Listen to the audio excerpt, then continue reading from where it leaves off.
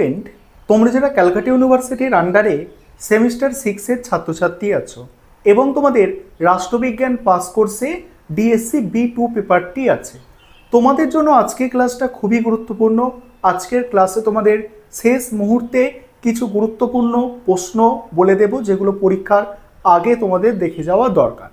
দেখো, তোমাদের এই যে পেপার ডিএসসি B2 পেপার 65 নম্বরের পরীক্ষা হবে এবং তোমাদের এসএকিউ অর্থাৎ 1 নম্বরের প্রশ্নের জন্য আমি কি বলেছিলাম আগেও, এখনও বলছি সেটা, যে তোমাদের বিগত 3 বছরের প্রশ্ন অর্থাৎ 2023, 22 এবং 21 এই বিগত 3 বছরের প্রশ্নপত্র কিন্তু সলভ করে যেতে হবে ছোট প্রশ্ন অর্থাৎ এসএকিউ প্রশ্নের জন্য। এবার বড় প্রশ্ন আকারে কি করবে সেগুলো মনোযোগ সহকারে শোনো। দেখো, প্রথমেই 15 নম্বরের প্রশ্ন মডিউল 1 থেকে প্রথম প্রশ্ন হচ্ছে, ভিয়েনা ঘোষণার উদ্দেশ্য কী ছিল? ভিয়েনা ঘোষণার কর্মপন্থার কর্মসূচি আলোচনা করো। 1 নম্বর প্রশ্ন। দ্বিতীয় প্রশ্ন, মানবাধিকার রক্ষায় সম্মিলিত জাতিপুঞ্জের সনদের গুরুত্ব ব্যাখ্যা করো। তোমাদের মডিউল 1 থেকে এই যে দ্বিতীয় প্রশ্নটা বললাম, এটা হচ্ছে সবথেকে গুরুত্বপূর্ণ প্রশ্ন। প্রথম এই দুটো প্রশ্ন তোমরা মডিউল 1 থেকে তৈরি করে নিলে, তারপরে কি করবে, মডিউল 2 থেকে পড়বে যে দুটো প্রশ্ন শোনো। ভারতের জাতীয় মানবাধিকার কমিশনের গঠন ও কার্যাবলী আলোচনা করো, এটা করলে। এবং তারপরে হচ্ছে মডিউল 2 থেকে ভারতীয় সমাজে শিশুদের মানবাধিকার লঙ্ঘনের সমস্যাগুলি উল্লেখ করো। তাহলে এই যে 4টে প্রশ্ন 2023 সালে পরীক্ষায় দেওয়া ছিল, সেই 4টে প্রশ্ন তোমাদের কিন্তু আগে করতে হবে, ঠিক আছে? এইগুলো আগে করলে এই 4টে প্রশ্ন 15 নম্বরের আগে তৈরি করে নিলে, তৈরি করার পরেই তোমাদের তৈরি করতে হবে 10 নম্বরের প্রশ্ন। এইভাবে তোমাদের পড়াশোনাটা করতে হবে পরীক্ষার আগের দিন, না হলে কিন্তু খুব সমস্যা। 10 নম্বরের প্রশ্ন তোমাদের মানবাধিকারের ক্রমবিকাশ আলোচনা করো মডিউল 1 থেকে। 2 নম্বর প্রশ্ন, সম্মিলিত বলছে জাতিপুঞ্জের মানবাধিকার কমিশনের ভূমিকা ব্যাখ্যা করো, দ্বিতীয় প্রশ্ন।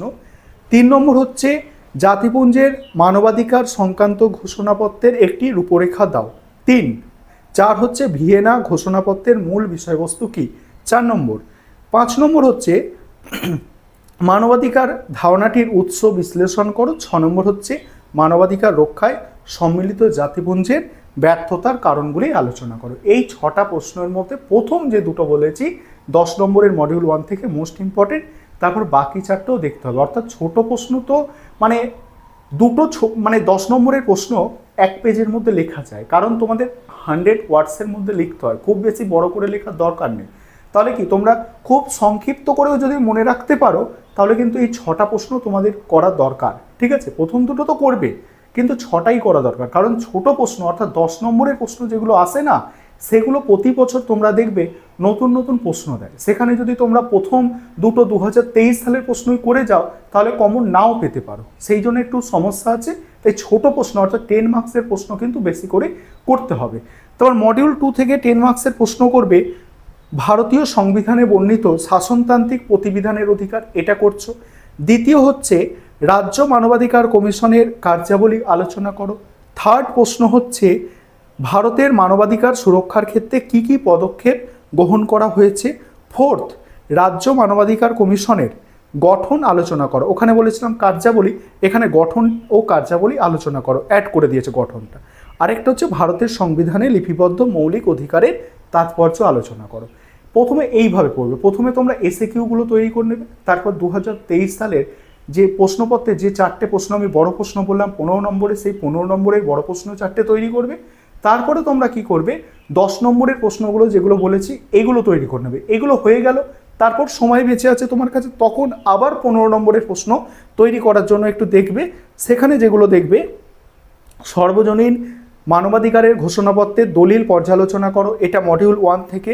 সম্মিলিত জাতিপুঞ্জের মানবাধিকার কমিশনের ভূমিকা, এটাও মডিউল 1 থেকে। আরেকটা হচ্ছে, মানব সভ্যতার ইতিহাসে মানবাধিকারের বিবর্তন আলোচনা করো, এটাও মডিউল 1 থেকে। এই 3টে মডিউল 1 থেকে একবার দেখে নিতে পারো। তারপর মডিউল 2 থেকে একটু দেখে যেতে পারো, মানবাধিকারের ভিত্তি হিসাবে ভারতীয় সংবিধানে সাম্যের অধিকার। এটা তো একদম ইজি প্রশ্ন, তোমরা ক্লাস 12-এ যাদের রাষ্ট্রবিজ্ঞান ছিল তোমরা পড়েছো, সাম্যের অধিকার, স্বাধীনতার অধিকার, সেই সাম্যের অধিকারটাই এখানে লিখতে বলা হচ্ছে।